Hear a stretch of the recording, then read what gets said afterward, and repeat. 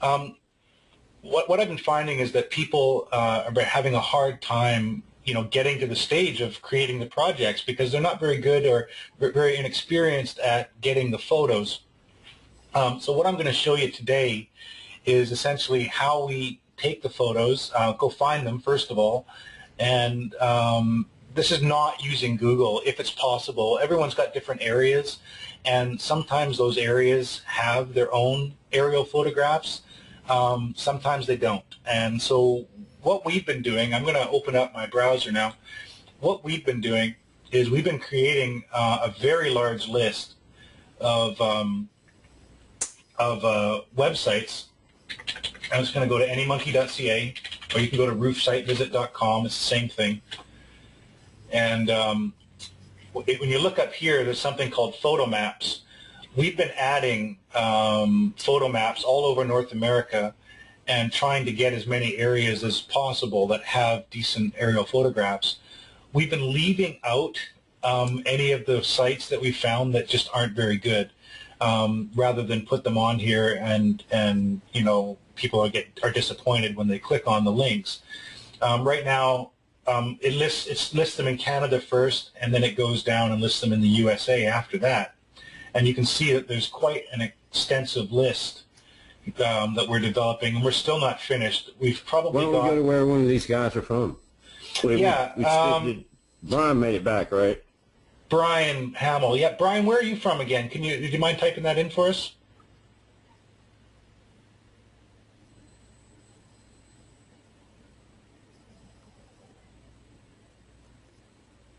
Medicine Hat, Alberta. Okay, so actually, I think Medicine Hat has a very good website. I'm just going to go up here and have a look here. Let's see. I'm in Alberta, sorry. Medicine Hat. So basically what happens is I've listed sites where the cities or township or county has done their own aerial photography. So this isn't satellite in most cases. This is ortho photos, which is done by airplanes. The problem with all of these sites is that every single one of them is different. And you have to basically figure out the one for your area. I'm just going to see if I can move this around a little bit. I'm just going to put this over here. So in this particular case, if you look over to the left-hand side of the screen, you're going to see where it says Air Photo 2010. And what I'm going to do is I'm going to click on that. And then once I make a movement on this web page, it should bring me the aerial photos for that area. So let's just see what happens here. It might take a second to load because the photos are a lot more extensive than the regular text. And yes, it is. Now, this is what I mean when I say you have to learn how to use these things. In this particular case right now, these buildings are all being covered by these little graphics here. So generally what you got to do is you got to find out why they're being covered by those. And so you might have to go into usually what's called layers. And this is probably buildings. I'm going to uncheck buildings here. And actually, I don't need any of these things except maybe I'll leave the address points. I'm just going to uncheck those, and then I'm going to just zoom out just a little bit and see if those graphics erase from the picture. Give it a second to load here. It takes a second. And oops, it's still there. So I'm not happy about that. I'm going to go click on selection here, and we'll see if that does anything, and I'll try and zoom in again.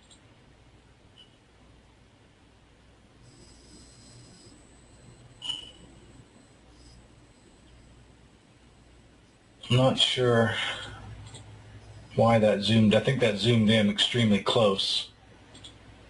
I'm just going to zoom back out again. Now, on these things, there's one thing they do have in common is that they have an address finder. I don't know any addresses in Medicine Hat, but Brian, if you would like to, you could give me an address, and I could zoom down to one, and we could have a look.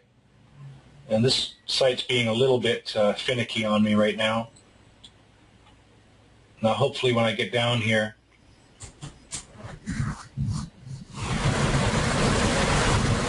I'm just waiting for this thing to refresh again. Sometimes these sites are really great and fast, sometimes they're slow.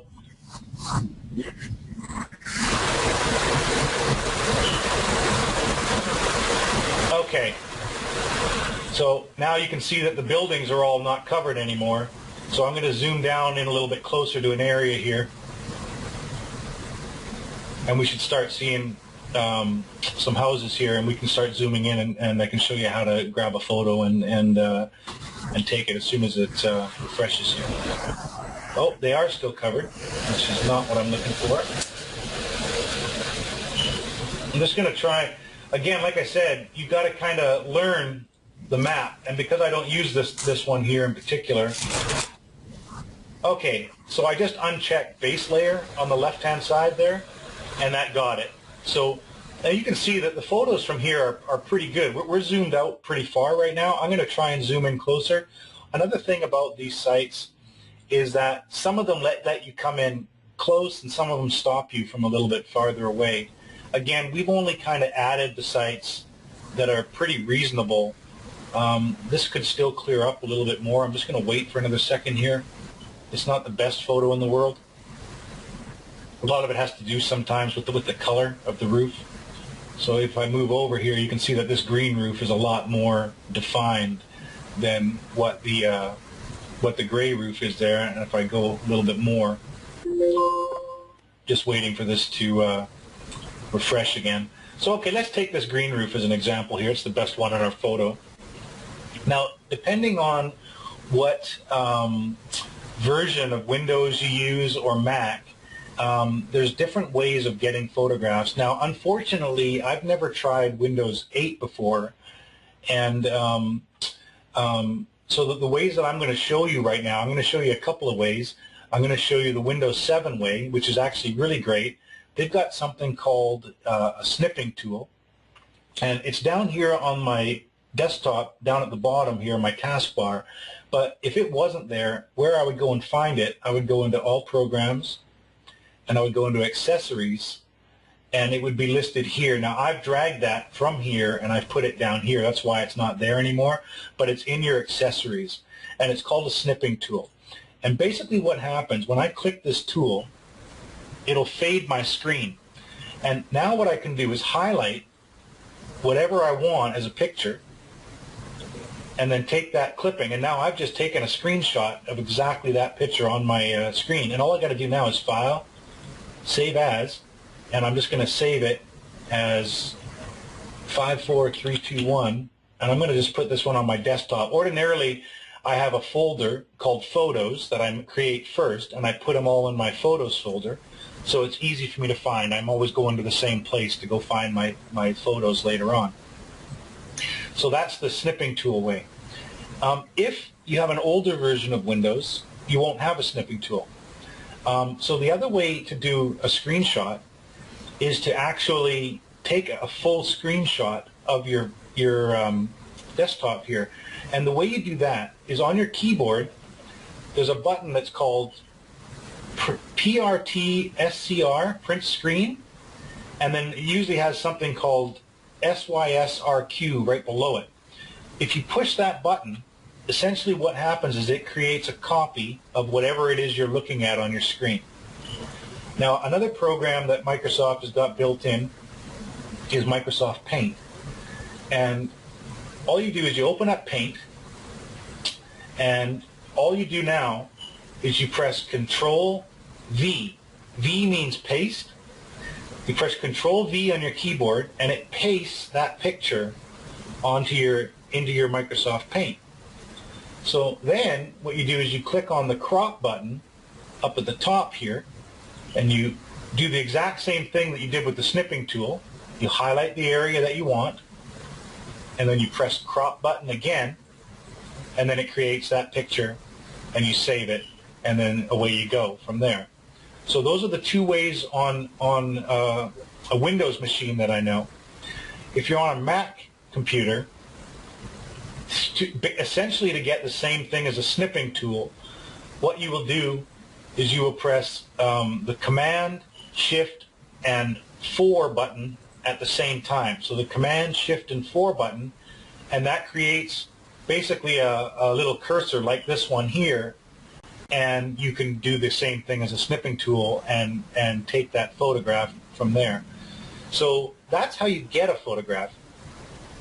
I'm just going to close this, and I'm going to open up another thing on Site Visit here. Once you've got a photograph, you can now create a project. So what you would do from there is you would log in to your account, and I'm just going to log into my AnyMonkey account right here and click Login. And this is the administration panel. If none of you have seen this yet, then you don't know what I'm talking about, but basically this is the area where you can set up your projects and then send them down to your iPad. So generally speaking, you might have someone working in your office that's fielding a phone call, and then once she takes down that customer's information, she'll load it up here. So the first thing she'll do is she'll go, he or she, doesn't matter, they'll take this call here, and they'll take the customer's information, and they're going to say, first of all, they're going to search to see if that customer exists. And I'm going to call this customer Greg, because I don't think I have a Greg on this account, so let's just have a look. I'm just going to do a search for a Greg, and there's no Greg, so I'm going to add a new customer. And I'm going to click here, and I'm just going to add in Greg Johnson, and his phone number, we'll just give him whatever, 312-231-2130. So just a random number here, but you put his phone number, you put his email, Greg at Johnson.com, and his address. So you would put down wherever, 456 Main Street. Oops. Whatever, Oakville, USA,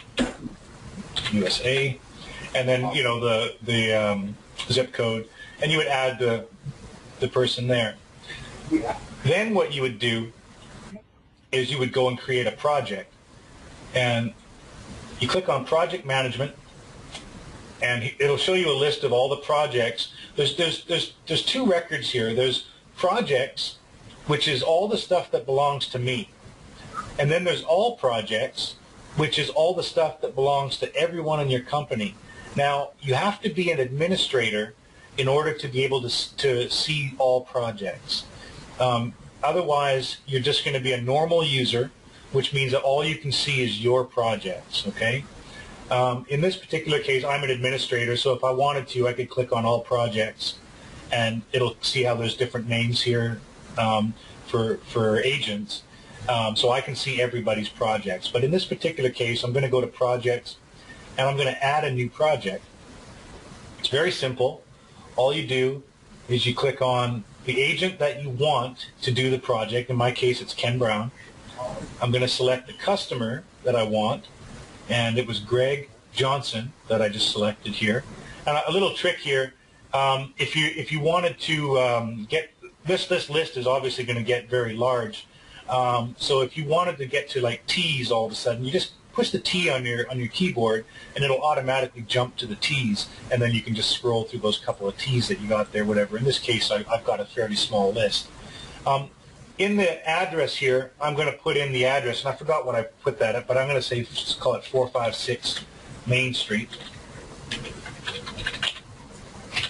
And I'm going to browse for that photo, which I left on my desktop. And I forgot again I'm sorry, I forgot what I named that photo, but I think it was 54321. And all I'm going to do is select that photo and say open. And then I'm just going to, if I have any notes on that job, let's say the customer wants you to check their vinyl siding or something as well on their chimney or whatever, who knows? You can add a few notes in here so that the agent gets some notes from that customer. And anyway, I just say add project, and it says record added successfully. Now that information... Hey, Ken? Yes? Hello? Hello, sorry? Yeah, I got a question here. Okay. Before you go any further, this is Shane. Hi, Shane. Hey, if you know, you put the agent's name in, you got the customer's name in, and then you got a project name, you put an address in. Yes. How does the address a project name? Well, in this case, because a customer can have many addresses, you know, especially if they're like a property manager or something like that. They may be looking after a whole bunch of projects. So the one thing that defines an area or an address, I mean, a residence is the address. That'll never change. You know, even sometimes if a building might be named a different name, and so you could use that name for the project, but then all of a sudden a different property management company takes over that building, and sometimes it's happened that they've actually renamed the building based on their company, the company that bought the building or is running it. So I've always just found that the easiest way to recognize that property and what you're doing is just to put in the address. You may have a different system and you may want to use a different system, but to me the address is the one common denominator that never changes. And then sometimes maybe you'll forget the name of a building or the name of the contact, but you might remember the address, you know, where it was from. So when you're going to look for your projects later, I mean, this is my preference. I don't know. Maybe some people use it a little bit differently than I do, but this is how I recall mine, and it seems to work fairly well for me. Again, if you've got, you know, here's one problem, Shane, is that we all do things a little bit different, and we all call things a little bit different sometimes. A project to you and a project to me, the meaning of that might be something a little bit different. And it's hard, I guess, to make it so that everybody kind of is on the same page. Really, for me, a project is the address, but it might mean something else for you, and you may decide to name your project by like a project number, if that makes more sense to you, or the name of the project instead, if that makes more sense to you. But this is what makes sense for me, the way I do my business here. So again, you know, everyone's a little bit different, so that might be something different for you to look at. But this is how I do it at any rate. All right, I got you. Okay.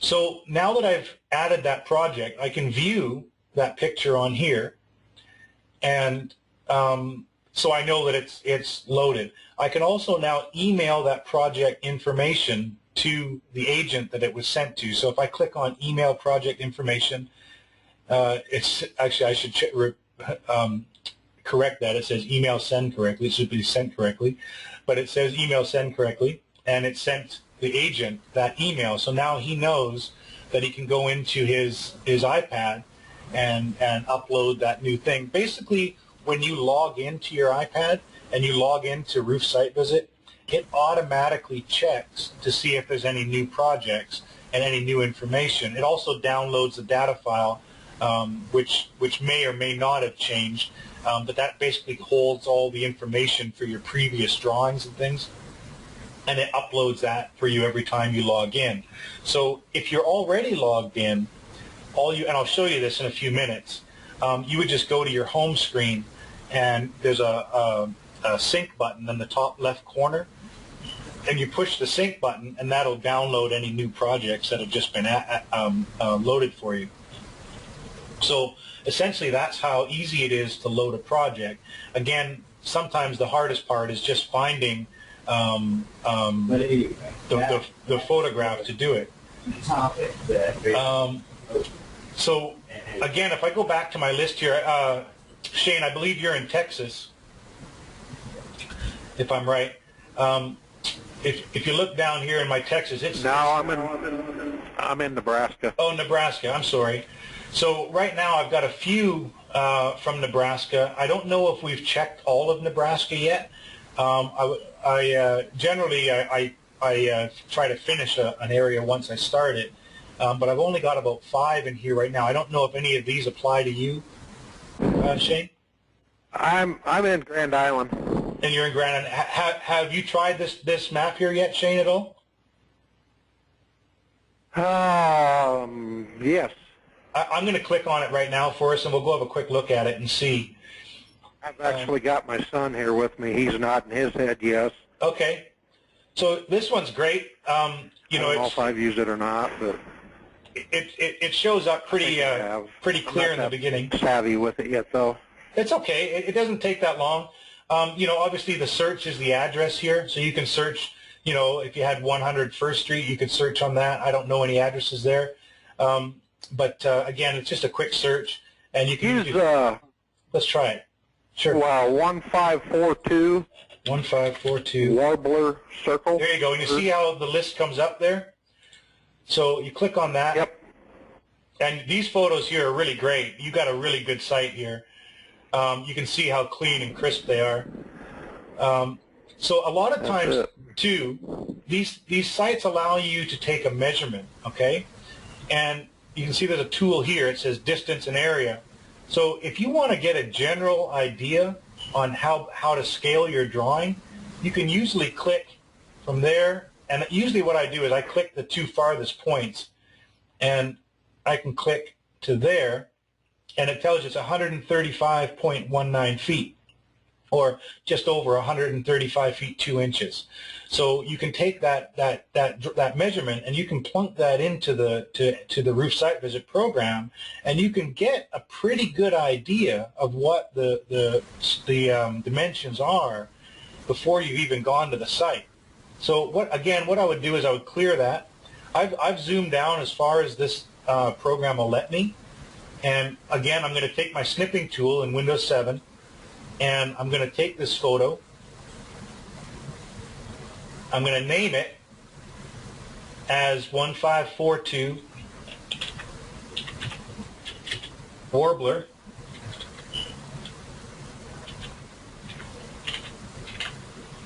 and I'm going to save it. Just for now, I'm going to save it on my desktop. Again, ordinarily I would have it in a photo folder. And I'm going to go back to site visit. I'm going to just log out of here. I'm going to log into a different company just so I can, I don't have to wait for a whole bunch of projects to open, so I can show you a little bit faster. I've only got a few projects in here. So once I've loaded your project, I'm going to actually show you on the app screen, you know, how that all works. So I'm going to go into, I don't know, Shane, are you there still? Yep. Just give me a random customer name, if you like, for this person. Bob Aarons. Bob. Oh. Bob Aarons, and I'm going to make up a number here again, and an email,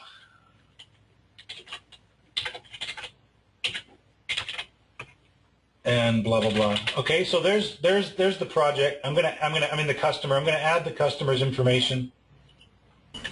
I'm gonna quickly go into project management. Say add new. See, I've only got a few projects loaded in here. I'm gonna say the agent is Ken Brown. The customer is Bob Aarons, and I forgot the address, so I'm just going to go back here, and it's 1542 Warbler. So I'm going to add in the address, 1542 Warbler. I'm going to browse for that photo, and I'm actually, if you have a photo, if you open a folder, if I start typing in the address, it'll just show up there at the list, and I can just click on that and say open and say add. So now that I've done that, that project's added. I can view the photo right here. There it is. And I can close it. Now, say it again. Can I interrupt you real quick? Yes, please. Are you only able to add customers via a PC? No. No, you can add your customers in your iPad as well. It's when you're in the home screen, there's something that says redirect to admin panel, and you can log into the. I'm in the admin panel, and when Yep. I go to add a customer on my iPad, Yep. I click add and nothing happens. Try clicking it twice. It seems to be an iPad feature.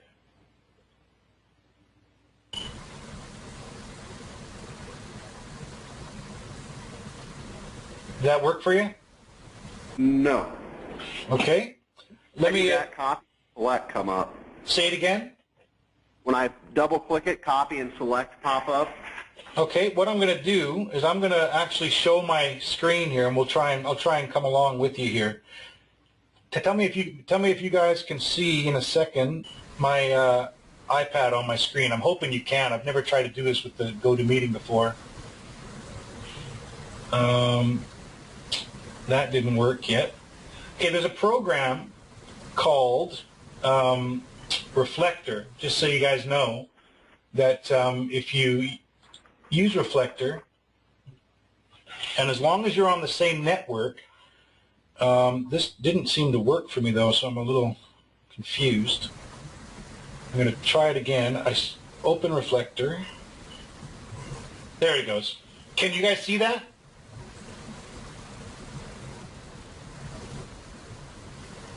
Yep.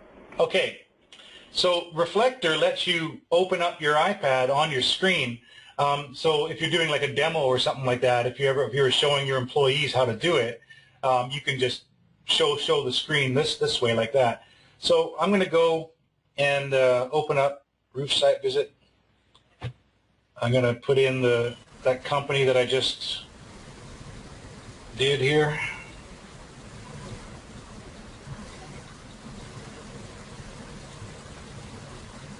And I'm going to sign in. Now it's going to synchronize. It's going to open that new project automatically. Now, was that Bob that asked me the question there about the adding customer, or?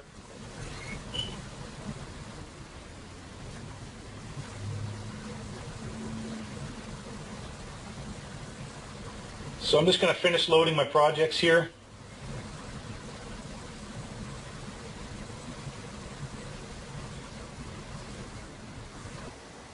Okay, so the sync button that I was talking about is in the top left. So if I was looking for a new project, if I had added a new project and it says, do you want to synchronize? I'll say yes. This might tell me that there's nothing to synchronize, but no, it did have some information that it wanted to share, so it sent the information. If I click on projects, you can see 1542 warblers there, but I'm going to go back now and go into the admin panel. Now, really all this is a browser. So it's really not really part of the app function at all. We're just going into a browser. I'm just going to log in. Unfortunately, there's no way to save this information. I've had it the request a whole lot of times, and even me, I would like to have it. But because we're just using a browser, there's no way for me to keep this login information there for us. So we've got to log in. But luckily, if you log in, it'll hold it there for quite a while. So I'm going to click on customers, and I'm going to click on add new, and it adds right away. So was it the add button down below that didn't work, or was it when you go to click on add customer? It's the one down below. Okay, so let's try it and see what happens. We've actually we've got two iPads here, and it's not working? one of them won't add down below. The other one does. The other one does. That's strange. I mean, that's an iPad issue. Not like I said. All we're on right now is a web browser, so it's nothing to do with the app itself. It's just somehow to do with the settings on that iPad, because there should be no reason why it shouldn't. I'm just going to just do that and push add and see what happened, and it loaded for me perfectly. So like I said, it's something to do with the browser settings or something on that iPad, because it's really got nothing to do with the app at all, because we're not even in the app really right now. We're just on the administration panel website. That's all we're at. So I'm going to go just to skip past that now, because I really don't know what the answer to that question is. Like I said, it should be working. I've never known it not to work before. So it's interesting, but I don't think there's anything programmatically that I can do to solve that problem. I'm going to go back and I'm going to go redirect. Sorry, I got my little NHL thing popping up there. I'm going to redirect back to the app again, and I'm going to go into projects. And if I click on 1542 Warbler, it shows up. Now, have you guys used the new drawing software at all yet since we've uploaded it last week? No. Okay, this is It showed up on my iPad for a couple hours, and then it disappeared, and it went back to the old style. The way we've done it is if you've loaded a new project, it'll open in the new software. If you open an old project that you've already done, it'll open in the old software. So this is a brand new project that we've just created. So I'm going to go and I'm going to click Draw Roof, and it opens in the new software version. You can see that all the buttons and things are different now. Yep. You guys see that? Great. So this version that I'm using, it's actually a little bit better version than that's on the App Store right now. There was a few bugs we found, and it should be processed by the App Store by the end of today. So it'll be the exact same version that I'm using here right now. There was a few bugs. We've managed to iron them out really quickly, and we've put them in. So I noticed that the Apple Store had told me that it was in review, and usually when it's in review, it just takes a day or two for them to finalize it and get it up to the App Store for our customers. So basically, what happens here is we've got way more functionality than we had before. We have to change the way we draw a little bit because we just found that the old way we were doing things, there's too many times that errors were popping up in the drawings and things, and it was hard for people to finish difficult drawings. Really, with this new software, the way we've done it is it doesn't matter how hard the drawing is, you can finish it every single time, and it'll give you an accurate report. Now, I forgot what measurement I said that was. I think it was 135 feet 2 inches from corner to corner. So the first thing you're going to notice that I can scale this drawing now from any point on this drawing. It doesn't matter if it's part of a roof, if it's not part of a roof, if it's on the ground. I can click on this area right here, and I can drag it over to this corner right here. And as soon as I tap my finger, it says, what's the scale? I'm going to say 135.2, and 0.2 in the app means 2 inches. If you go 0.11, that means 11 inches, okay? And I'm going to go set. It'll show you the measurement with the yellow line there, but as soon as I go to do anything else, that thing is going to move. So if I click on zoom, the yellow line leaves, and I can now zoom into an area that I want to start drawing on my tablet here. If I go to settings now, you're going to notice there's a whole lot of different things here. There's width of the line. I'm just going to draw one shape for you here real quick so I can show you some of these settings. I'm going to draw this shape right here. You can see our cursor's changed. We've tried to make it a lot more user-friendly. If the drawing is square, these lines will really help you out a lot. We are trying to figure out a way to either rotate the image or rotate the cursor. So that's going to be happening in the next couple of months, probably on our next big update. You can see that I've drawn a shape there, and you can see that the shape that I've drawn is actually white. Again, we've added a lot of functionality into the app now. If I click on width, you're going to see a little slide bar down here at the bottom. If I make that slide bar go all the way to the right, it'll make the lines really big. If I put it down to the middle, it'll make it a mid-size line. When I'm drawing, I like to have my drawing as the thinnest line possible, but then when I'm ready to do my report, I might make my lines a bit thicker just to make them a little bit more pronounced. So that way, if I'm going to send this to my customer, they can see a little bit nicer drawing. I'm just going to put that back to the end there because I'm going to be doing some more drawing in a few minutes. I can also go to color. We've added a bunch of colors here. The reason we've done this, obviously, is because sometimes there's combination flat roofs and slope roofs. Sometimes there's different pitches. You may want to color those differently. If I select green, let's say, and I go select area, and I tap anywhere inside this shape, it'll turn green. If I want to make that green lighter, I can put it to the left here on the slide bar, or I can put it all the way to the right, and I can make it a full solid color green if I want to for whatever reason. Again, I like to draw mine with a fairly light color, and then later on, if I'm going to do a drawing, sometimes if I don't want to have really any color in my drawing, I'll just put it all the way to the left, and if I want to have a little bit of color, then I put it to there. Go back to settings again. I've got a text size. Again, we've got a slide bar that allows you to adjust your text to make it look better. Once the drawing's finished and you want to set your text to make it so it's not look so crowded on the drawing, you can set that. Snap range. We've also added, sometimes you may have noticed when you've tried to draw and you've tried to get close to a corner, you can't get as close as you'd like because it'll snap there. I'm just going to put this all the way to the right.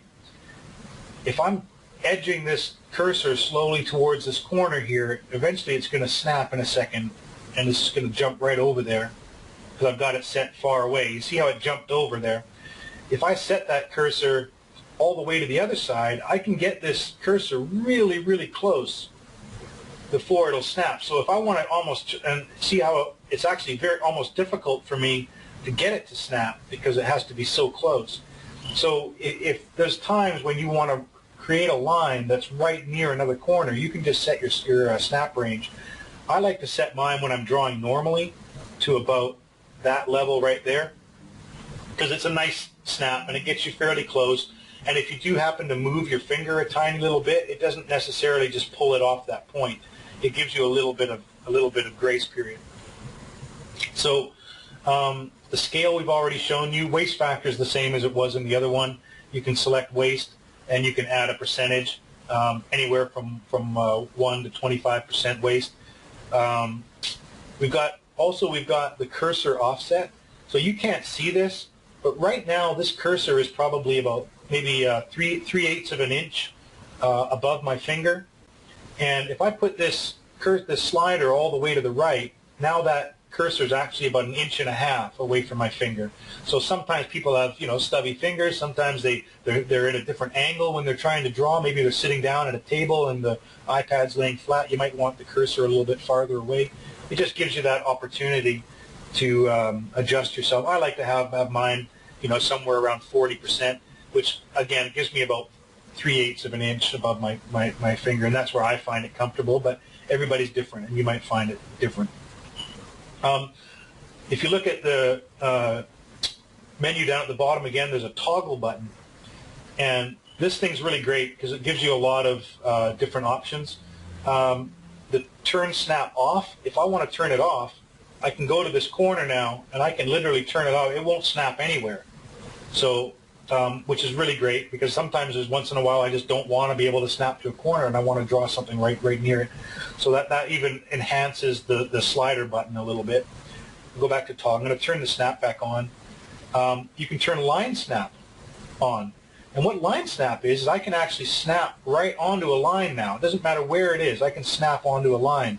And now one thing about this line is it's infinite. So if I'm trying to snap to something that's on that same plane, you see how it turns blue there? I'm on the same plane as this line right here.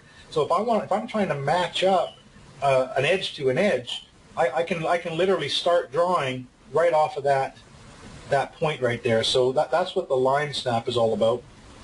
And sometimes you do want to start a shape right here, let's say, and start drawing off, and it just gives you that opportunity to do that. You can also says display roof areas here. Right now on that shape that I've drawn, it shows you a pitch. If I go display roof areas, it tells me now how big that shape is. So this is great for when you're finished your drawing, you've got the job, you hand over this sheet to your foreman, you say this is your load list, and he can go and he knows exactly how many bundles and stuff he can put down. He knows that's 5.3 square. And he knows every shape that it is, and he can put all his bundles there and load his roof without having to try and figure all that stuff out and guess. It's just a handy little tool for him to know, especially if he's got a bunch of low roofs and things, and he wants to know how many bundles to leave down for the low roofs and stuff like that. So you can toggle between that. You can toggle. Right now there's no measurement showing, and the reason that is because you have to identify the shape now in order for you to get a measurement. So I'm going to click Identify, just like you would before. I'm going to click on eaves. I'm going to tap that eave, and as soon as I tap that eave, it shows the measurement now. And In the toggle button again, I can turn my measurements on or off.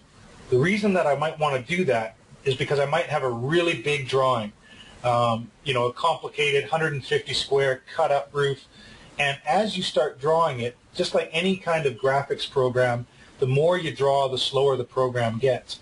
One of the problems is that with all these measurements showing up on your drawing, it can slow things down quite dramatically.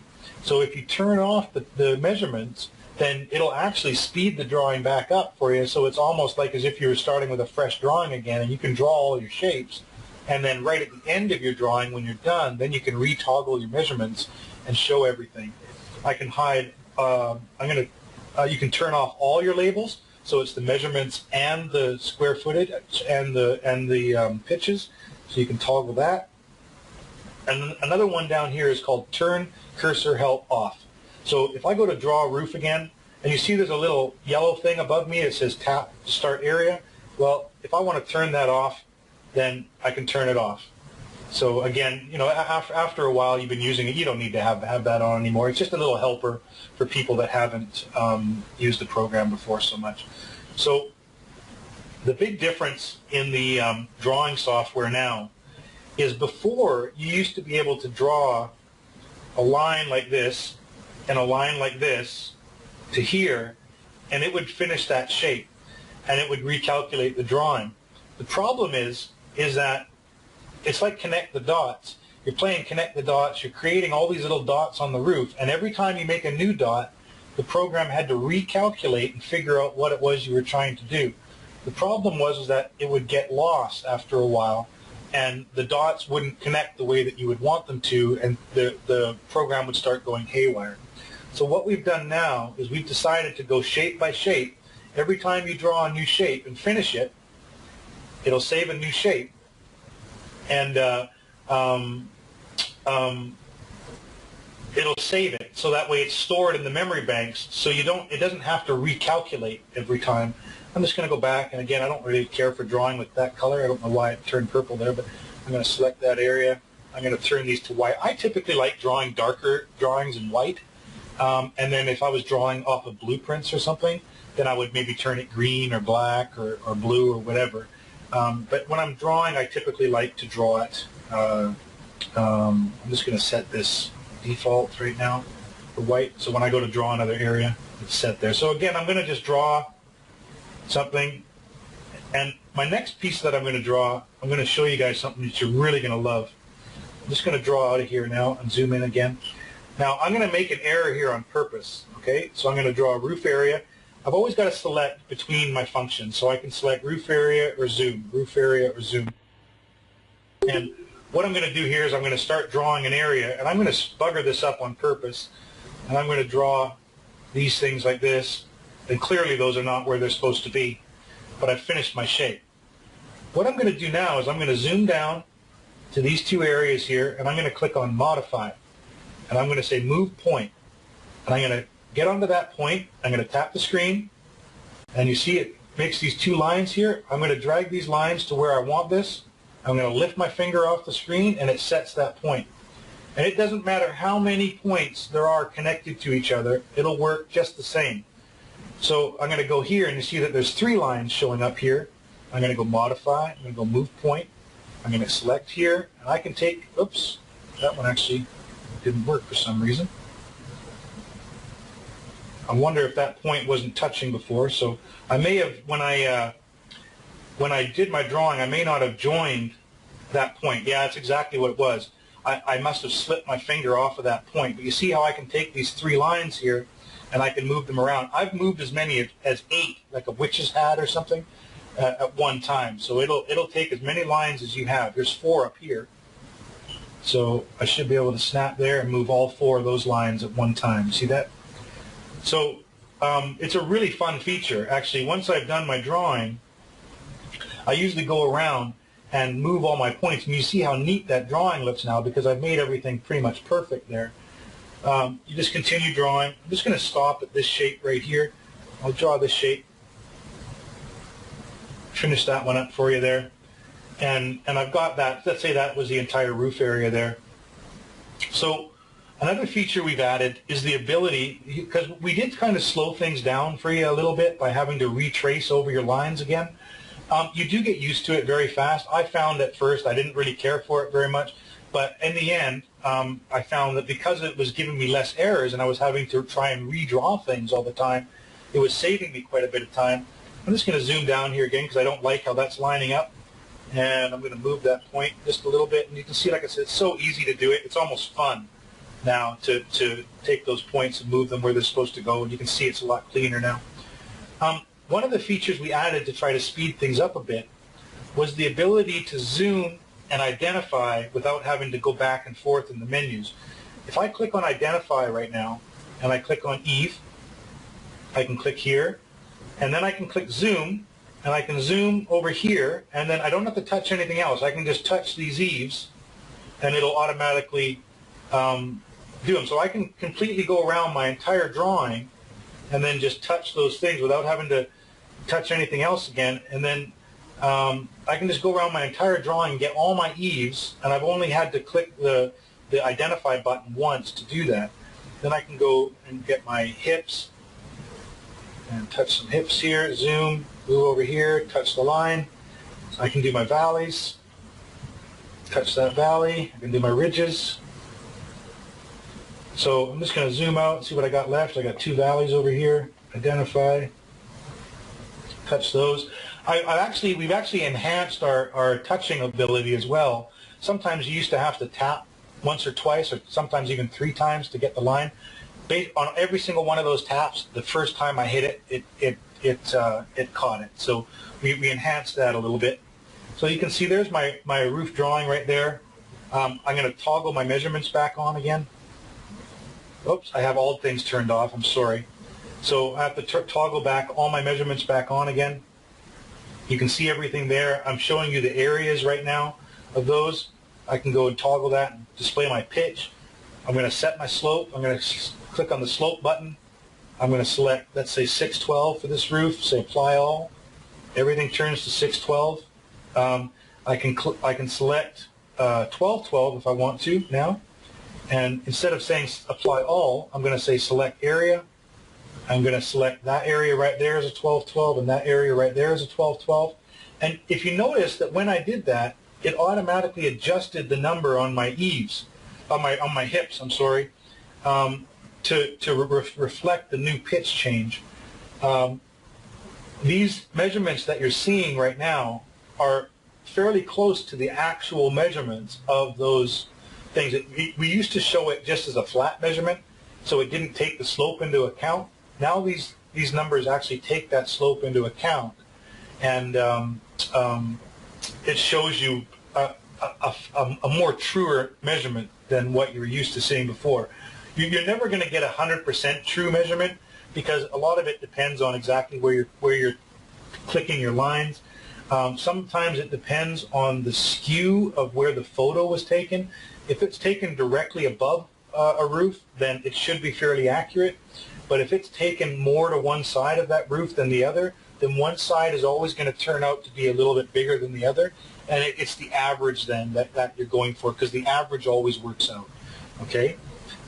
If I click on report, you can see now that I've got all my eaves and hips and valley and ridge measurements. You can see I've got roof 612. You can see roof 1212. Shows you how much. I have a roof total. I'm going to go add some waste factor. I'll add 10% here and say set. Go back into my report, and you can see that it's brought everything up 10%. So the report's there. It looks real good. If I was going to generate my report now, I'm sorry, I'm going to show you some more features in the modify section here. One of the things that we added, which we really love, is called roof opening. And the reason we did that is because, you know, sometimes you have a dorm roof right in the middle of the building. I'm going to pretend now that there's a dorm roof on that 1212 section. So what I'm going to do is I'm going to add an opening, and I'm going to start drawing the walls and the valley area that dorm, the opening underneath the dorm encompasses. So this is the area where the walls are for that dorm. And you can see that it added an opening here. So it actually cut a hole out in the white section of roof that I've got there. And I'm going to zoom down here now. And what I'm going to do now is I'm going to draw my roof over top of it. Now, that opening hole, because this side is a 12-12 side, the cutout that was made is a 12-12 cutout, okay? So now if I decide I want to go and draw my dormer over top of it, I can start here, and I can draw my overhangs now, here. This is a gable dorm, so I'm going to draw my gable dorm right over top. And as long as I stay directly over top of this line here, when I label it, it'll just label that one line. And I'm going to go like this. And you see how fast it was for me to draw a dorm now. And now what I can do is I can, let's say that that dorm was a 612 dorm. I can go slope, I can go 612, I can go select area, and all I got to do is tap inside, anywhere inside those two roof areas. And now that dorm is a 612 dorm. The hole underneath it's a 12-12 hole because that's what the side's on, but you can see how easy it is to do that. That's how I do a dorm. Now, because I was able to draw the dorm that way, I can label all those lines as well. So I can label my wall flashing, I can identify my step flashing,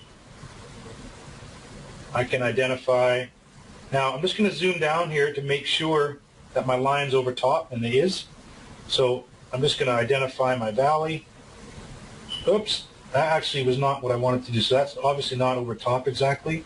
So I'm going to zoom down here and get this line, modify, move point. Just going to take this guy and just move it over just a little bit there. And identify my valley. And this other one, I'm sorry, I kind of messed that up a little bit. I identified that as none now, and I'm going to identify this as a valley. I'm going to have to get this worked on because that wasn't supposed to work exactly that way. That line should, this line should all merge as one line here. So obviously there's a little bit of a glitch, and I'm going to have to get that sorted out. So anyways, the other line, I'm going to zoom over here and identify this is a valley, and again, that did the exact same thing, so I'm going to have to get that sorted out.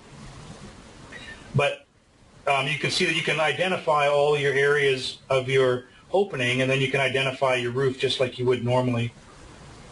And identify your rakes, identify your eaves, and then you're done. And again, I'm going to identify this as a none for now on this particular line, just so it shows the true measurement when you're doing your report. But that's something that's got to be fixed because that's supposed to not work like that.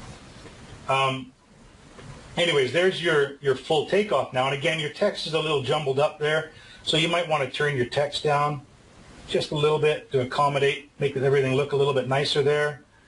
And if I want to make my lines a bit bigger now, I can make my lines bigger, the width, so that when I send out my report to my customer, whatever, it looks a little bit nicer and just a little bit cleaner. Another function that we added in Modify was move area or opening. And what you do is you click on an area, any area, and it highlights red. It doesn't matter which one you click on. And you can move any area that you like. You can out of that space. And then you can put it back again. Now, you might say, well, why would I ever want to do that? Well, let's just say I came to the site and there was a small low roof, you know, down in the side here somewhere, and I wanted to draw that low roof away. And you can see now, because I've set my scale, oh, I got to toggle this back on again, my cursor help. You can see now that when I start drawing, because I've set the scale, the measurement of the line that I'm drawing is actually drawing. So let's just say I showed up on site here and I found a 10-foot by 2-foot low roof. I can draw that 10-foot by 2-foot low roof. And I can label it. I can label everything. And again, it's usually easier to label things when you're zoomed in quite a bit closer.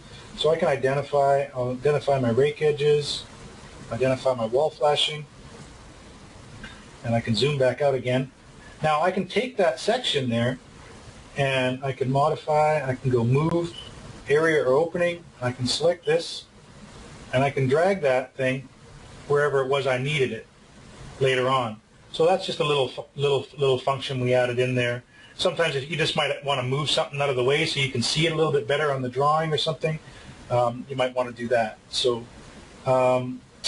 you can also delete an area or opening if you've made one. If I don't like that little roof that I've just drawn there, I can take it and I can get rid of it, and it deletes the whole thing. And that's it for those. And I can delete points too. You know, we're going to be adding add points. So let's just say that you were on a flat roof or something and it had some little jogs in the roof that you couldn't see from your aerial photo, and you wanted to add those. We're going to be adding points. So obviously if you're going to add points, you're going to have delete points. So we've got delete points set in there now. We're going to we're going to start adding the add points in there very shortly. Again, that'll probably be in the next demo as well. So that's about it for the functionality. Identify, everything's about right. Oh, there's down at the bottom of the identify, there's a detail section.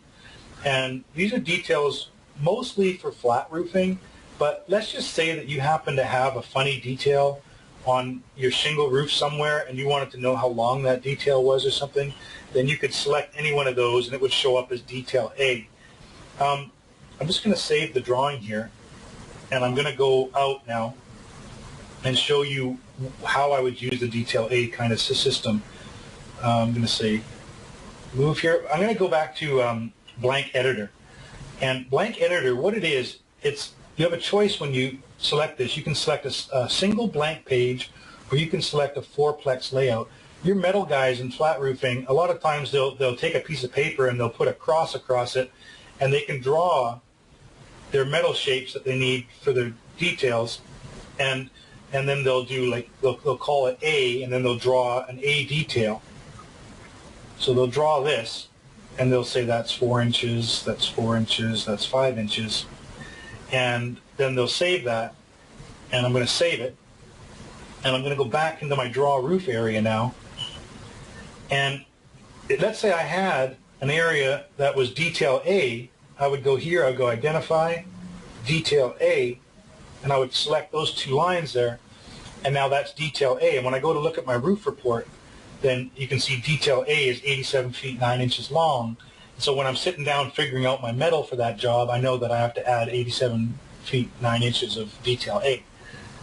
So that's how that works. It's really great for flat roofing because you have a lot of different metal details. Sometimes you have high parapet walls, sometimes you don't. Sometimes you have just a cant detail around the edge. Sometimes you got like a 3-tier flashing that you need to draw.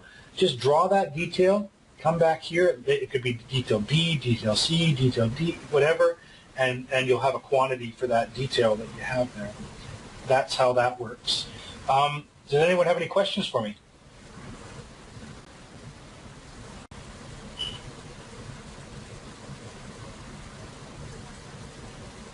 Anybody have any questions?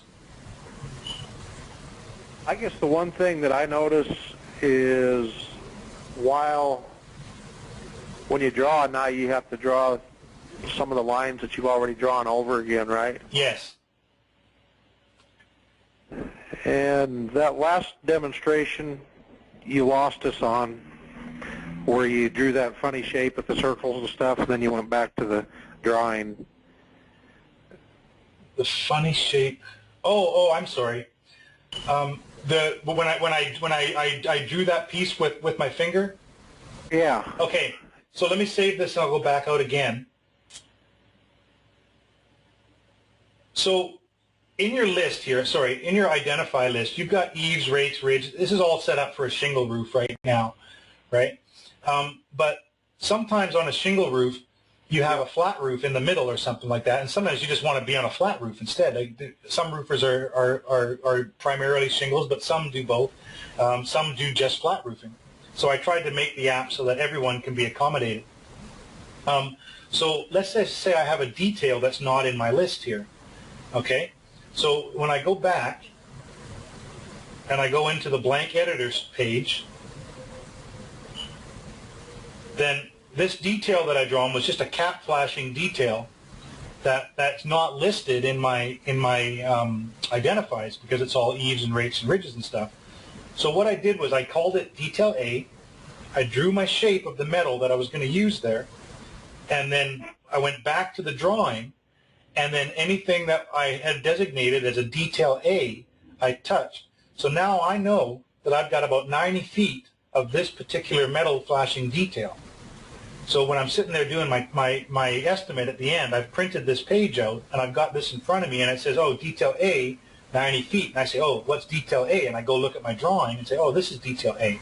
I've got about a 12-inch, about a 16-inch cap flashing here that I have to install as well. I can go back, I can create a detail B, which might be the same kind of a detail, cap flashing with a drip edge, and I might have a wall here or something like that that I need to put another wall flashing piece on there, which is maybe 8 inches and by 3 inches. So that's 3 inches, 4 inches, 4 inches. So now that's detail B. So I know that I have a 2-piece metal flashing there. So I say done, and I save that. And I go back to my roof drawing.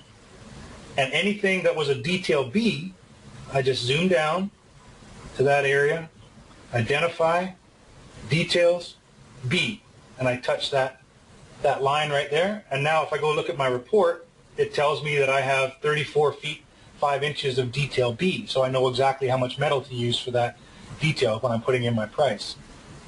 Is that a little clearer for you? When you do that and you see I don't see where the A is on the drawing. No, I'm not picking that up. Well, the A is it's all by color. So the purple on the right-hand side is an A. You're right. Maybe I should label beside these what's A and what's B and what's D and what's C and that, because it's, yeah, even me myself, and I'm actually an estimator. Just so you guys know, I actually estimate every day for a fairly large roofing company in Vancouver, and even me sometimes I've been a little confused as to what's what. You'll kind of get used to knowing which color's which, but you're right. Possibly what I should do is label, whenever I detail a line with A, B, C, D, or whatever, I should have that label right beside it. That makes sense to me as well. So I'll probably add that in on my next on my next version.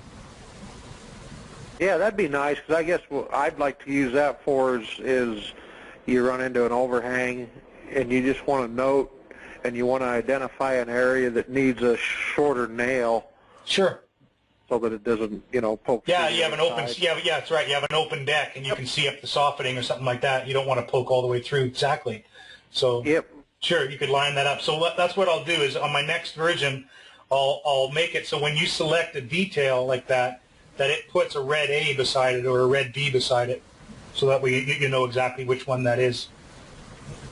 Yep, that'd be nice. Okay, that's not very hard for me to do at all. We can get that programmed in a couple of hours. It's just that when the whole process of uploading a new version and sending it to Apple and stuff, it does take a while. So we'd like to try to bundle in as many new features as we can. I'm a little disappointed at the moment that this dorm thing didn't work out the way I wanted to. I could show you another way in the interim real quickly. I'm just going to delete these things here for a second, and I'll show you another way that we could have done that without having the same error that I just ended up with there. I'm just going to get rid of these 3 areas here. What's going on here? Delete area. Okay. Delete. I'm going to delete these 3 things here. Actually, I don't need to delete the opening. The opening can stay. Now, what I could have done is I could have started drawing right from here. And I could have gone like this and drawn my gable dormer this way and brought that down. That way I'm guaranteed. Oops. Start again. Just gonna. Whenever you start a drawing, and if you don't want it to, if you made a mistake all you got to do is click on roof area again, and it'll, whatever you've drawn there will vanish if you haven't finished that shape. So I'm going to come here, I'm going to draw this, finish this So shape if you off. made a mistake, you just click on the roof area again and it backs up? Yeah, it backs up. Basically, yeah, if you're in the middle of a drawing, and oh, that's not what I want, just click roof area, and it'll just get rid of that for you there. So you can see now that I've got my dormer drawn exactly where I want it to be over this thing. So this is another way that I could have done this for now, to show you how easy it is to draw a dorm. The other way works, but it's obviously not working the way I want it to at this moment, so I'm going to have to tweak that a little bit. Again, if you get to the site later on and you find out, hey, there's only like a 6-inch overhang here, you can zoom down here and you can click modify, move point, and I can take this now and I can move this over like this and get rid of my side overhangs, because let's say the side overhangs really don't have much there, and you can adjust things. That's why I really like the new app now, the way we have it, is you can really change things. Like before, you were kind of stuck with what you had, and you had to redraw it. And then, I don't know if you ever noticed, but sometimes when you deleted a line and tried to redraw something, the app would mess up on you, and it was a nightmare. So now we can kind of modify things. You see how nicely I could make that dorm look with just a couple of clicks afterwards. You can really customize things. So like I said, we're pretty happy now. We do realize that having to redraw over the lines is a bit of an inconvenience, but like I said, the less errors that you end up getting because of it, and it actually really doesn't slow you down that much once you're kind of used to doing it. And then because we've given you that little bit extra functionality when you're zooming and identifying your lines at the same time, that actually speeds up the process of identifying quite a bit. So we think there's it's kind of a wash in the amount of time that it might take to do a drawing. It might take you maybe 5% longer doing it this way, but in the end, I didn't have all the errors, and I didn't have to get rid of lines and try to redraw things and stuff like that, and frustrate myself while I was trying to draw all this. You can see that drawing all these shapes is quite simple. It really doesn't take an awful lot to do it all, and I'm quite happy with my results.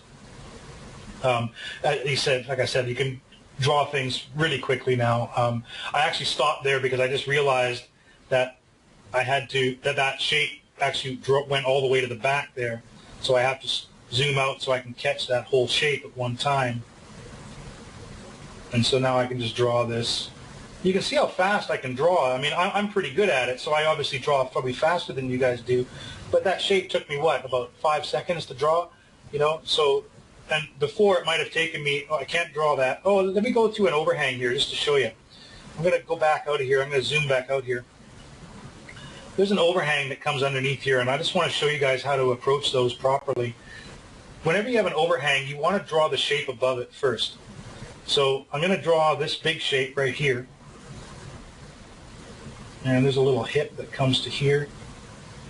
And then this runs to a valley right here. And again, I can adjust my drawing to make it a little bit neater later on. But now I want to draw this overhang that's right here. So what I'm going to do is I'm going to draw to the hip. I'm going to come past here. Now the good thing about having this cursor now that shows you your measurement, if I have a 2-foot overhang, I can go 24'4". I can come under here to 26'4", and there's my overhang.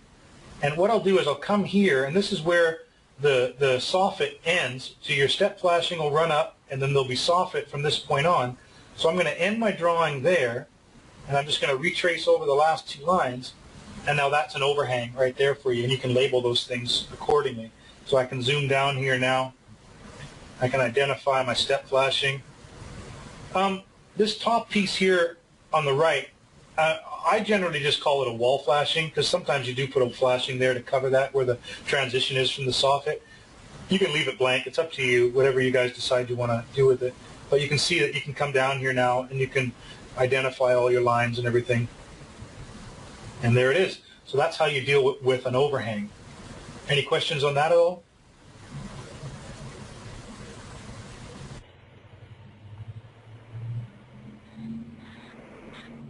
Okay, so that's pretty much all of the drawing functions that we've got in the app, guys. I can show you a few more. I'm going to go out of the drawing now and show you the other areas that we have. I'm just going to save that drawing. I'm going to go back out here. And you can see down below I've got a whole bunch of different things. The PDF files section, we're probably going to be taking out of there or modifying it in some way and doing something different there. What my thought was with the PDF files, and I found that I'm kind of a rarity rather than the norm. And when I first started developing this, I was making it for me, and then kind of adjusting it as I went along.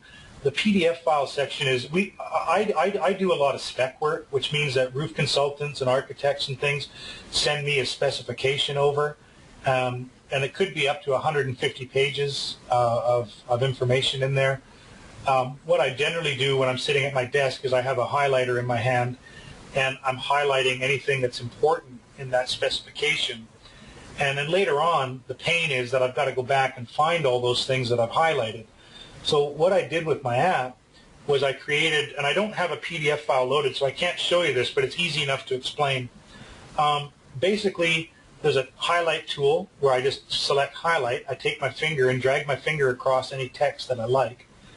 And when I go to generate my report at the end, only the pages that I've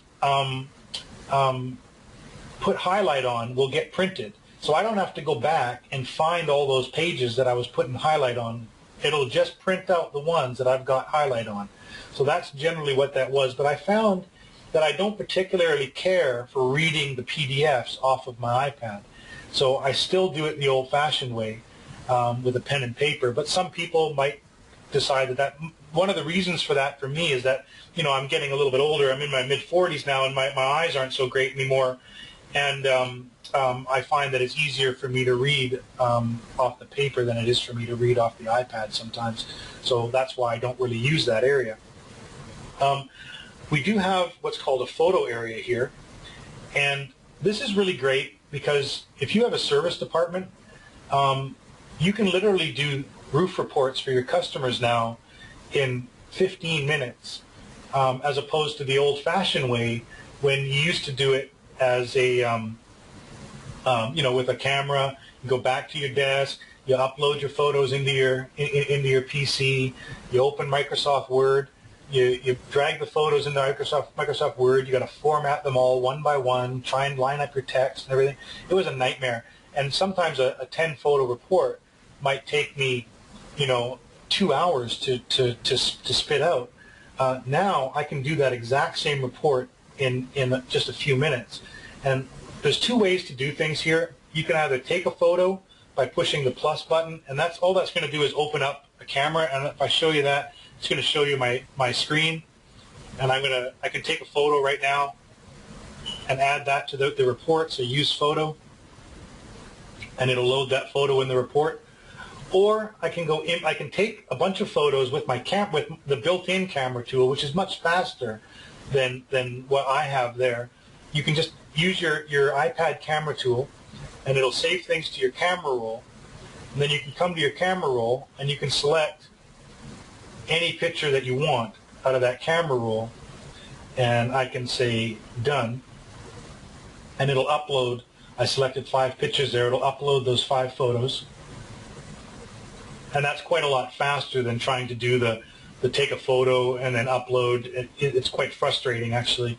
So now I've got 5 photos that I can upload really quickly. I'm just I can get rid of photos once I've done it, so I'm going to click and edit, and I'm going to push the little red button, and then I'll say delete. And also you see these 3 squiggly lines on the right hand side here. Well, it's squiggly to me because of my eyes, but they're probably straight to you. Anyways, I can put my finger on any one of those squiggly lines, and I can move each photo anywhere I want in that drawing to place the order. So after I've taken my photos, or even if I have a before, and then I go back later on and I want to do an after, I can select all the afters and put them one at a time, before, after, before, after, before, after, and I can send my customer that report as well. So when I'm done with that, I say done.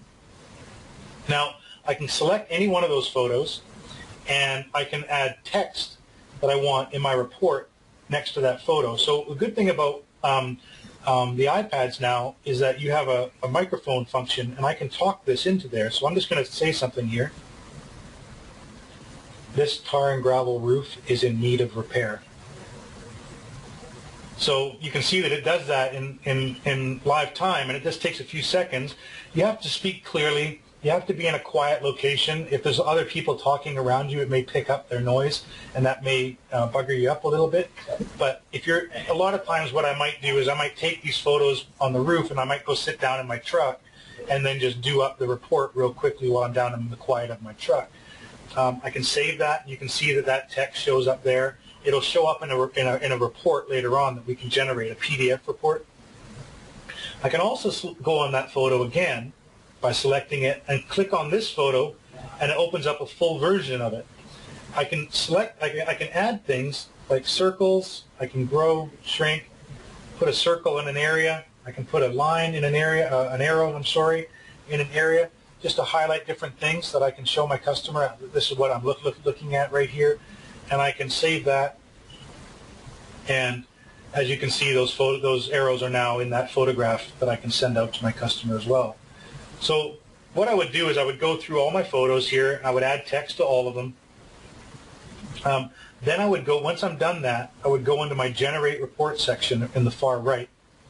And in this report section, you can see that it's basically, it lists all the different sections that we have here. We've got the photos, which we were just in. We have the PDF file. The main image is the Draw Roof section. We got material details. I'll show you that in a minute. And we've got the blank editor, which I've already done as well. So the blank editor is the drawings that I did by hand.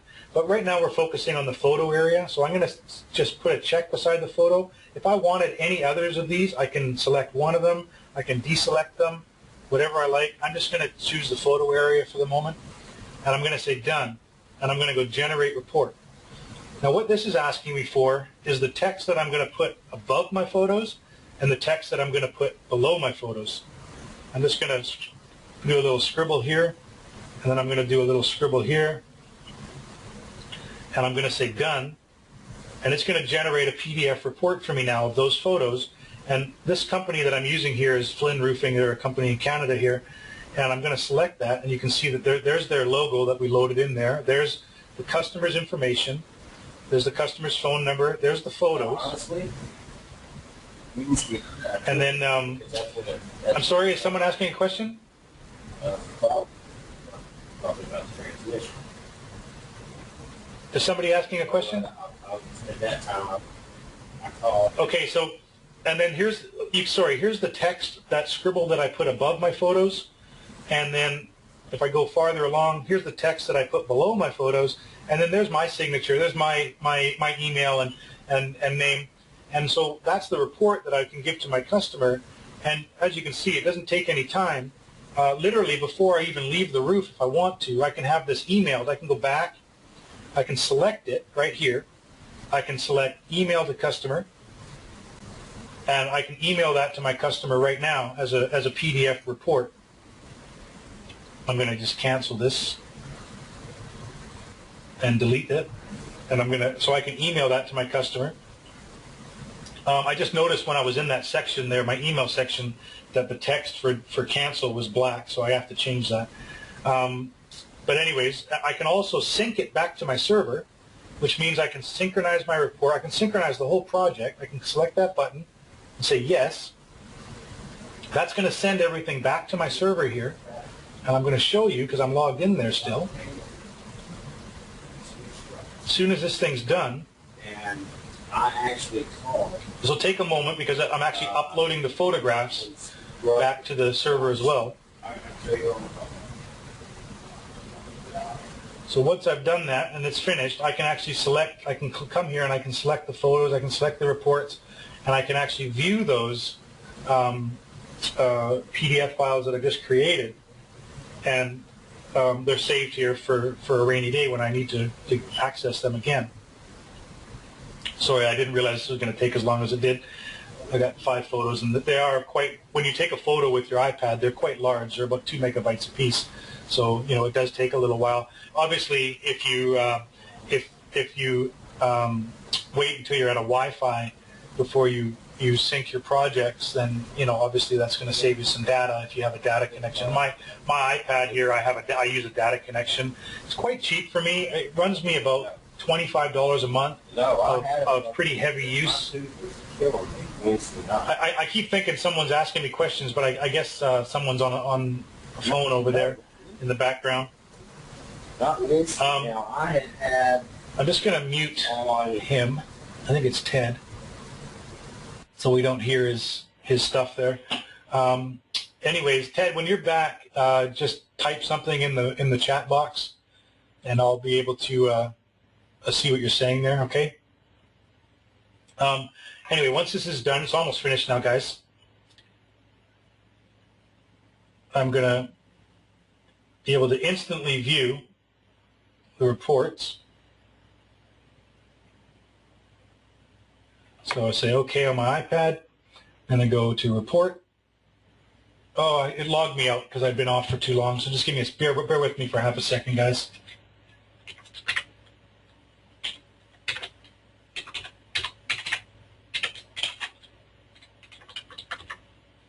And I'll log in, go to my projects, and I'll click on the one I was at on Warbler, and I go to reports, and there's my report that I just created there, my photo report, and it loads those by date. So if you did the same, if you did a report again for that same property, it'll load that report by the next date. So you'll have, if you have like a recurring repair thing for like a large building for a customer, then you can get back and you can go back and keep doing. You have like a list of all the reports that you've done there. That's that section taken care of. Any questions on the photo report sections from any of you?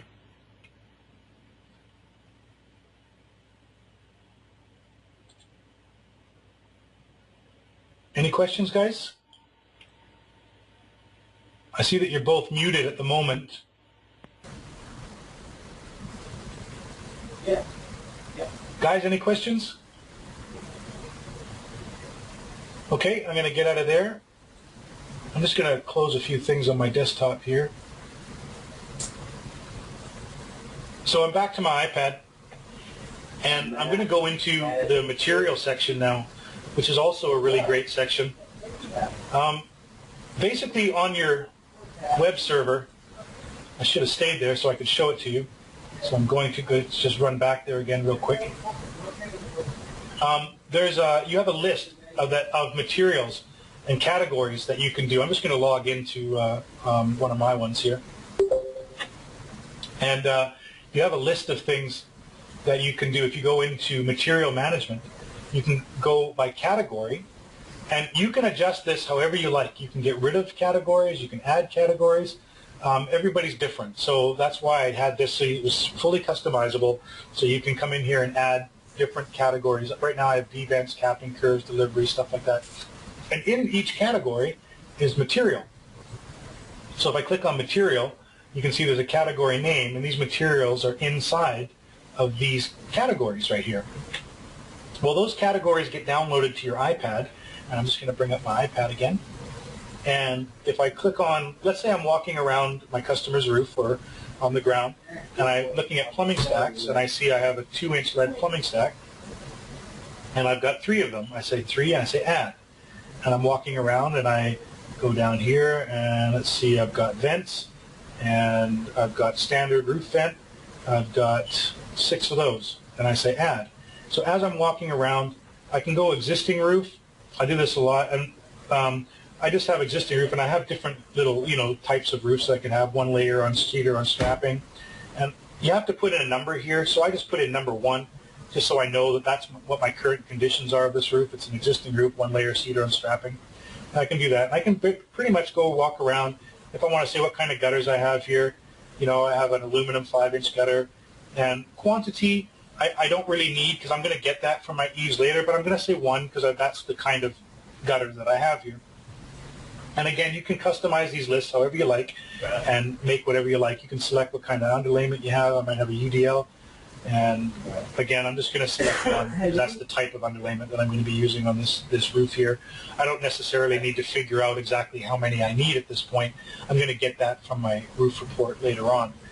So when I'm done this, I can go back and I can go to Generate Report, and I can generate my material details. I'm going to uncheck the photos this time. And I'm going to generate my material detail, and there's my list of materials. So when I'm sitting there doing my estimate, I can print out this list as well, and I can have this set up for me.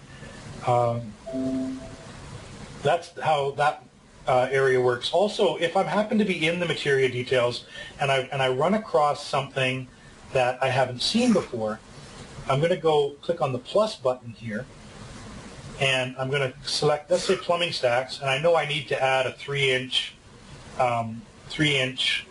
aluminum stack. So I'm just going to add that in right now.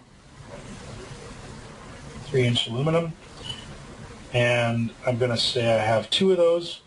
And I'm going to say save. If I go back, and if I go into my plumbing stacks, and I go and see it's now in my list of 3-inch aluminum.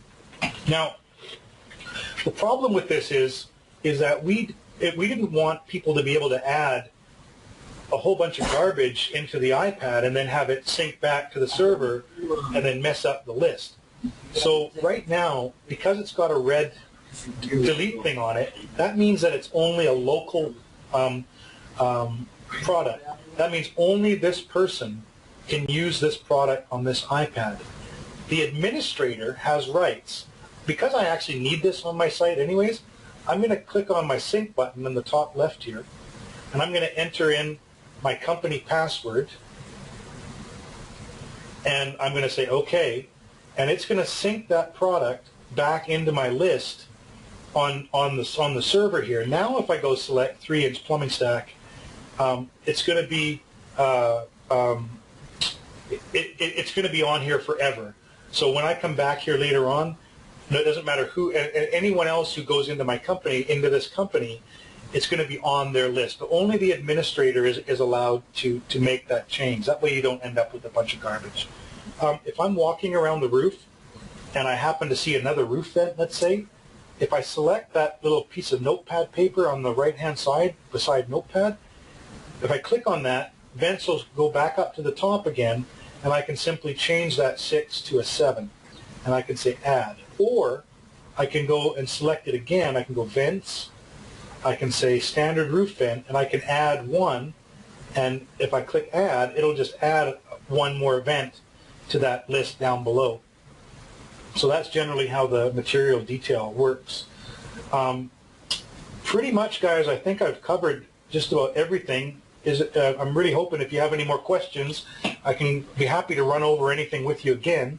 So this is probably the time now.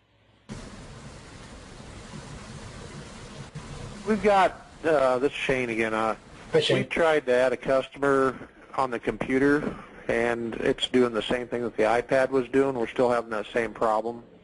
We can't add a customer underneath one of the users. I'm wondering if that user, this might be the problem. That user that you might be doing it with, he might not have administration privileges. So that might be why. So you might want to check that user back in your control panel. In mine here, if I go back to my user management and I go to my list of agents, you can see my agents here. If I select my son, let's say, he's listed as he's not an administrator, and he's not allowed to make customer changes. So if you go back there and you select he's allowed to, then all of a sudden that might be what it is. So you might want to go back into your administration panel just to check and see if that box is checked for him.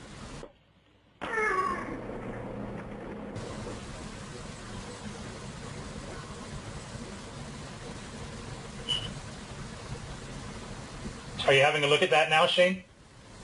Yeah, I'm almost there.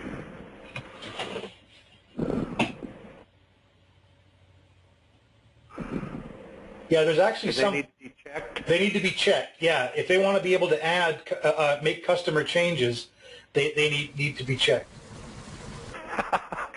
We'll leave him unchecked. Keep pissing him off a little more. That was a problem. That was the problem. There you go. So yeah, it's just some companies actually they have a lot of estimators, and some of those estimators are just like part-time kind of guys. And the last thing in the world that they would want is to have some disgruntled estimator go in there and start getting rid of all your customers or something on you. And so we've made it so that they can decide who it is that they want to have those kind of privileges or not. So really, the only thing that, if you've got somebody that doesn't have either one of those boxes checked, all they can do is work on the jobs that are assigned to them. They Exactly. can't enter new customers. That's right. They can only work on the jobs that have been assigned to them. And like I said, there's a certain amount of employees that you may not want to have that privilege. Just like I said, they might have some part-time estimators on a storm season or something like that you don't really know so well.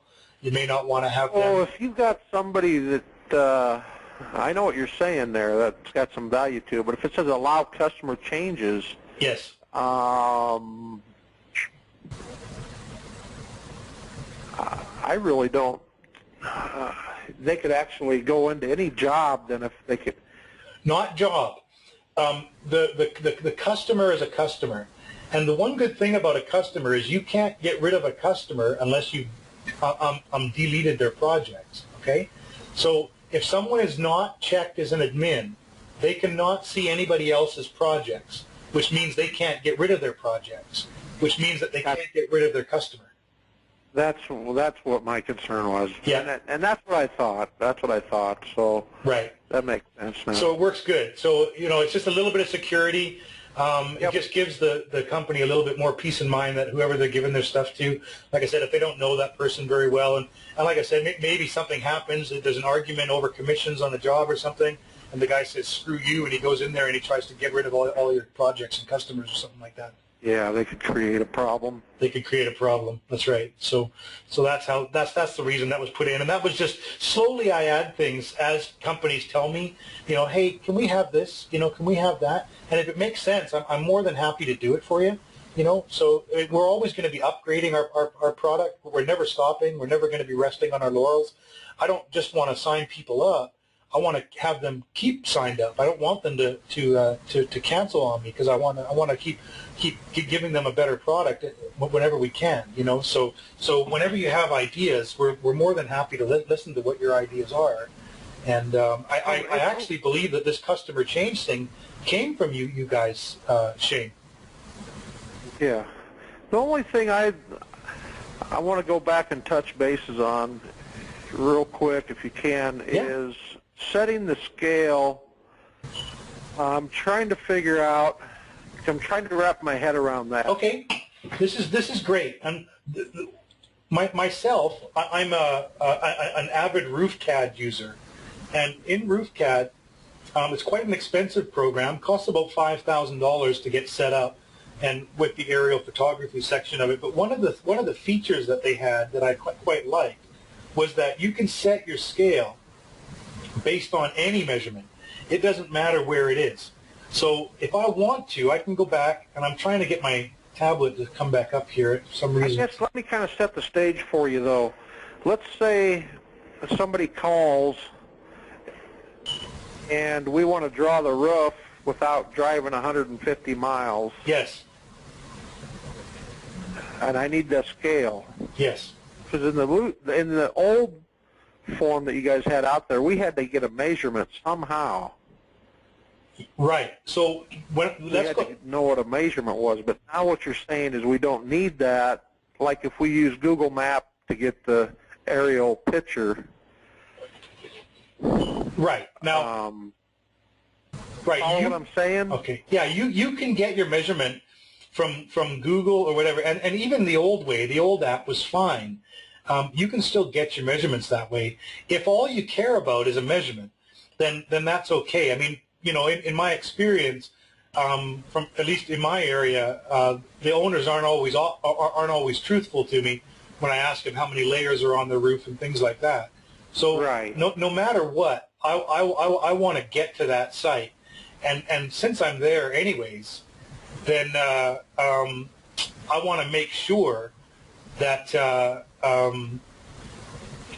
I've checked some measurements to make sure that my drawing's accurate. Now, these websites, like the one that I showed you, where we got this picture from, they have measuring tools. So you can measure that and get a pretty accurate measurement. I bet you none of these measurements that we have here are off within more than a couple of inches, you know? So, Right.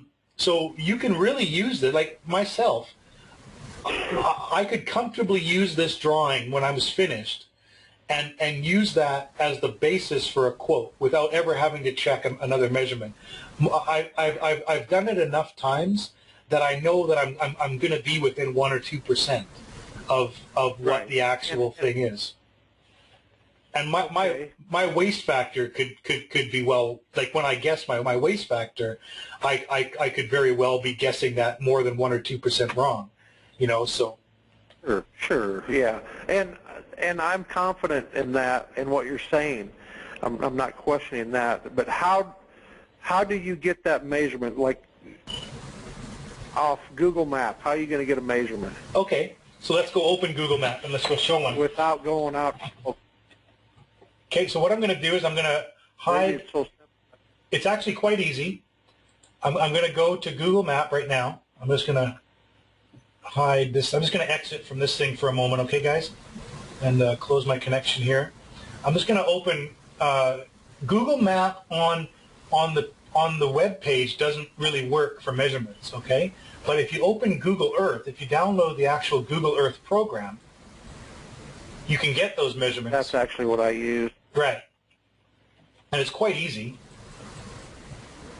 It was real, man. I mean, So I think Ted's having a party back there behind us. I mean, sitting out in the woods, you think you're all alone, so you just What the drop heck? your I'm going to door mute Ted again. and take it. I guess he was telling some kind of a joke. Maybe I didn't want to hear it. So I'm just going to zoom down to Vancouver where I'm at. Okay, guys? So as soon as this thing finishes loading up here, I'm going to zoom down here.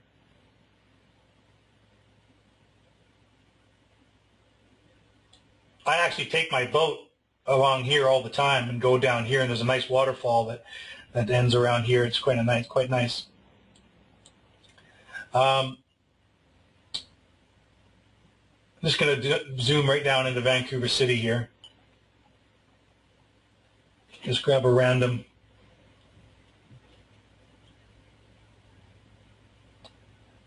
These are a bunch of flat roofs. Doesn't matter. You can, just for the purpose of the demonstration, I can show you here. So I'm going to zoom down here, and you can see Google's not bad in my area, but the photos that I've got in my area are so much better than Google. I rarely use it. But you can see at the top of my screen there's a ruler tool right here. I can select that ruler tool. I can select it by anything I want, centimeters, meters, feet, inches, whatever. But I'm going to go feet, I'm sorry.